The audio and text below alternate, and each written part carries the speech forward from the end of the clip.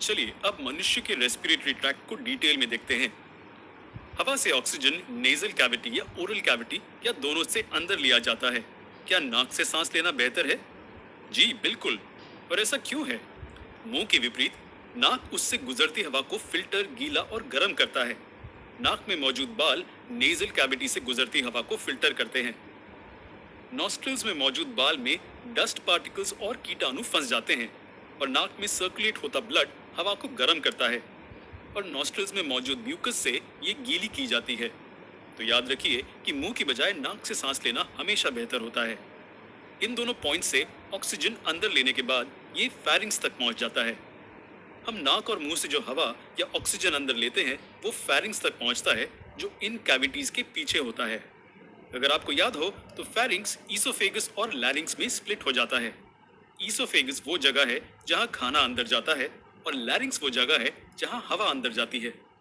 खाना ईसोफेगस से पेट तक जाता है और फिर स्मॉल इंटेस्टाइन में जाता है जहां डाइजेशन होता है। लेकिन रेस्पिरेटरी ट्रैक्ट को समझने के लिए हम इस पार्ट में इंटरेस्टेड हैं, लैरिंग्स और उसके बाद के पार्ट्स। लैरिंग्स शरीर का वॉइस बॉक्स भी है, क्योंकि इसमें वोकल फोल्ड्स होते हैं जो स्पीच की साउंड को प्रोड्यूस करते हैं और हमें हमारे आवाज को मॉड्यूलेट करने देते हैं। लैरिंग्स में थायराइड कार्टिलेज भी होता है जो बाहर की ओर बढ़ती है और कभी कभी इसे एडम्स एप्पल भी कहा जाता है। ये सबके पास होता है, लेकिन ये ज्यादातर पुरुषों में प्रोमिनेंट होता है। तो नेजल कैविटी, फेरिंग्स और लैरिंग्स मिलकर अपर रेस्पिरेटरी ट्रैक्ट बनाते हैं। और लोअर रेस्पिरेटरी ट्रैक्ट के बारे में आपका क्या कहना है? लैरिंग्स के बाद हमारे पास ट्रैकिया है, जिसे आमतौर पर विंड पाइप भी कहा जाता है। इसमें ये सी शेप्ड रिंग्स के कार्टिलेज एम्बेडेड होते हैं। ये लगभग 16 से 18 होते हैं, और अगर आप अपनी चिन ऊपर उठाएं तो आप इन्हें अपनी उंगलियों से महसूस कर सकते हैं। अब हम एक इंटरेस्टिंग पार्ट पर आते हैं। इस पॉइंट पर ट्रैकिया दो हिस्सों में स्प्लिट हो जाता है।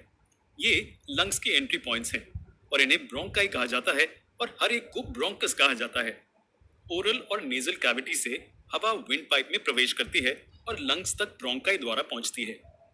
जी हाँ, ये वो दो लंग्स हैं मनुष्य शरीर में, एक लेफ्ट लंग और एक राइट लंग।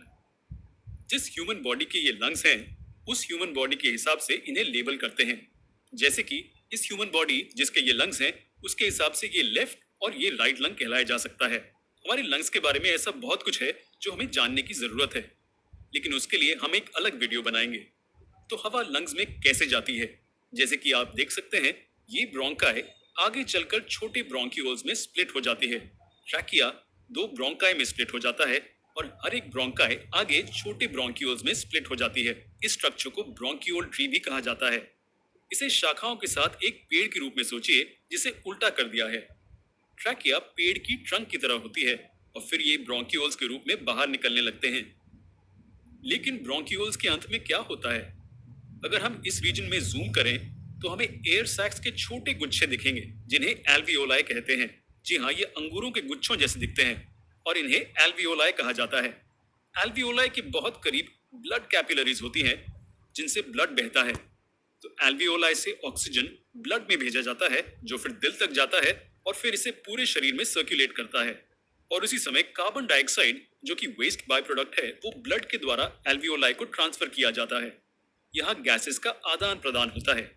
ऑक्सीजन ब्लड में भेजा जाता है और ब्लड से कार्बन डाइऑक्साइड एल्वियोलाई को भेजा जाता है। कार्बन डाइऑक्साइड फिर ट्रैकिया से ब्रोंक्यूल्स तक ब्रोंकाई ट्रैवल करता है और ओरल या नेजल कैविटी से बाहर निकल जाता है। तो इस तरह से ऑक्सीजन वातावरण से इनहेल किया जाता है, फिर एल्वियोलाई तक जाता है, फिर ब्लड में जाता है और फिर कार्बन डाइऑक्साइड एक्सहेल किया जाता है।